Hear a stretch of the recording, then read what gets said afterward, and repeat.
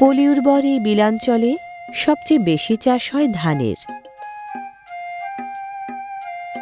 বর্ষা মৌসুমে এখানে অল্প স্বল্প চাষ হয় আমন ধানের। প্রচুর পরিমাণে ইরি ও বোরো ধানের চাষ হয় শুকনো মৌসুমে। এখানে ধান ফলানো হয় কম বেশি 14,000 হেক্টর জমিতে। প্রতি বছর শুধু বোরো ধানই উৎপাদিত হয় 1 লাখ টনের বেশি।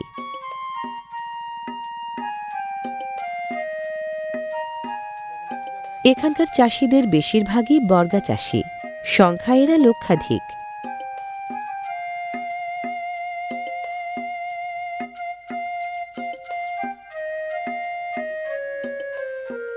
ধান ও মিষ্টি কুমড়ার পাশাপাশি করলা, লাউ, ক্ষীরা, টমেটো, পেঁপে, পটল, বেগুন ও কাঁচামরিচ সহ নানা ধরনের শাকসবজি ফলান এখানকার চাষিরা। এখানকার শাকসবজিগুলোর মধ্যে সবচেয়ে বেশি ফলন ও চাহিদা করলার।